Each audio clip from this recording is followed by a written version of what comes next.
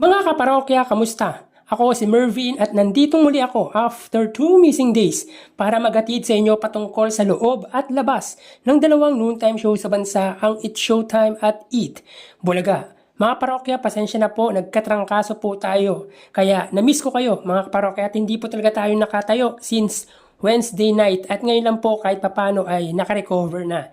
Kaya mag-ingat po tayo dahil ang kalusugan ang ating higit na kayamanan. Anyways, last Wednesday ay hinatid ko sa inyo ang TV ratings na lumabas nitong nagdaang Webes, August 2. At nung nakaraan din, August 1, ay sinabi natin na nakuha po ng It's Showtime ang pinakamababang TV ratings since they became as noontime show ng Kapuso. Subalit hindi pa po pala doon natatapos dahil mas bumaba pa ito noong Martes kung saan nakakuha sila ng 6.7%. So medyo nakaka-alarma ito para sa It's Showtime dahil bumaba sila ng ganyan, gayong malaki ang advantage nila sa katapat na noontime show ng Tito Vic and Joey. From 9.4% pinakamataas nila going down to 6.7%. Meaning, 2.7% po ang nawala sa noontime show led by Uncabogable Star Vice Ganda. Though, 6.7 is not bad dahil lamang pa din naman sa katapat na noontime show. Kaso, hindi maganda yan kasi ang basehan ngayon, hindi pataasan kundi to be consistent sa TV ratings average, which are 8.4% sa It's Showtime at 4% sa Eat Bulaga. So ngayon alamin natin ang TV ratings para sa araw ng Biyernes, August 3. Pero syempre, recap tayo para sa araw ng Webes, August 2. So dito, ang It's Showtime ay may 6.7% at ang Eat Bulaga naman po ay 3.5%. So dito, hindi nila nakuha ang average TV ratings nila. Meaning, para sa akin, wala pong nanalo pero parehas po silang natalo. So para naman po sa araw ng Biyernes, August 3, may kita dito ang It's Showtime ay may 8% at ang Eat Bulaga ay 3.7%. So in fairness, sa It's Showtime ay malaki po ang itinaas nila from 6.7%, meaning ay 1.3% po ang nadagdag sa kanila para sa araw ng Biyernes.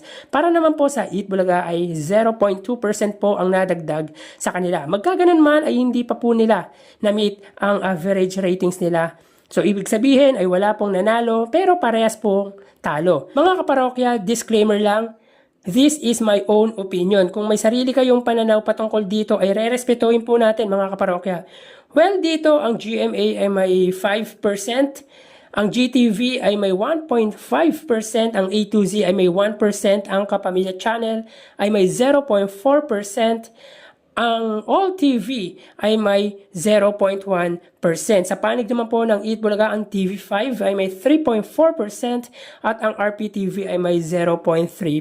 Kung titingnan natin ang diferensya ng main TV network ng dalawang noontime show, ang GMA ay angat ng 1.6% sa katapat na TV network na TV5. Magkaganon man, alam naman po natin kung ano ang layunin ng dalawang noontime show, ang magpasaya sa kanilang televiewers, followers, supporters, at magbigay ng good entertainment. Of course, nandiyan po ang pagtulong, hindi lang sa pamamagitan ng pera, kundi magbigay kaalaman sa bawat manunood ng dalawang noontime show. So tara ating alamin ang online viewership ng dalawang bigating noontime show. Para sa Eat Bulaga under TVJ Facebook page na may 2.5 million followers at sa It's Showtime na may 18 million followers. So as of 12:34, may kita po natin dito na ang It's Showtime po ay may kasalukuyang segment na Especially for You.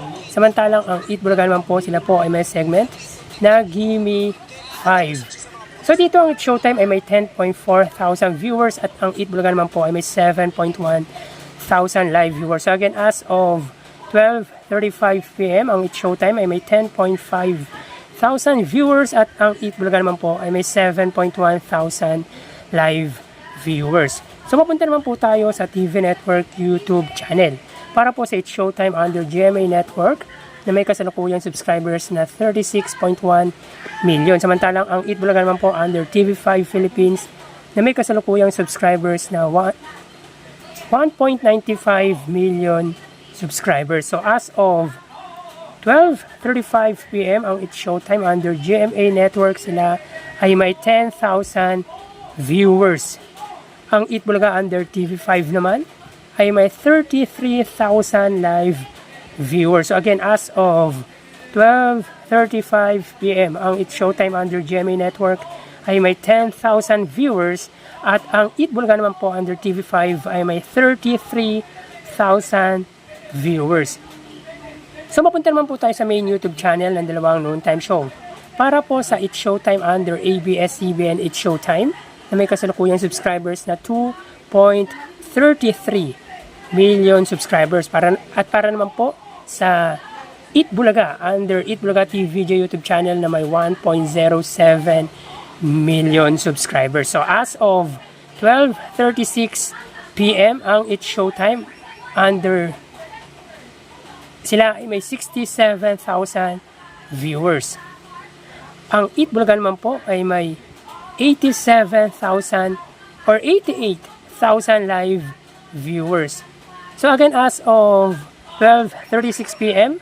ang It's Showtime, sila po ay may 70,000 live viewers at ang Eat Bulaga naman po ay may 88,000 live viewers. So mga kaparokya, ito na po ang pinakamataas na online viewership sa main YouTube channel ng Eat Bulaga, ang 88,000 viewers. So bali ang total na nakuha ng dalawang noontime show ay, mga kaparokya, bago natin ibigay ang total live viewership ng dalawang noontime show ay humiiling ako sa inyo na pakisubscribe ang aking YouTube channel. Pakiclick ang bell icon para una kayong manotify sa mga bagong video na ilalabas ko. At pakidamay nyo na din na i-follow ang aking Facebook page na Mega TV at ang aking TikTok account na Kaparokya TV. Maraming salamat! So bali ang nakuha ng It's Showtime ay 90,000 viewers.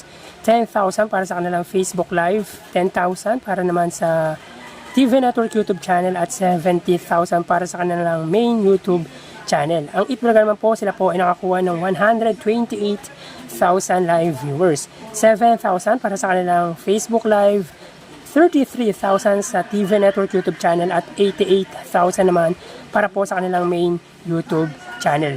So again, ang Eat Showtime ay may 90,000 at ang Eat Bulaga naman po ay 128,000 live viewers. So yan po ang lumalabas sa kanilang online viewership as of 12:38 p.m. At mamaya magbabalik po tayo sa ikalawang yugto ng ating online views update ng dalawang noontime show. Magpapalam po muna pansamantala. Thank you and God bless.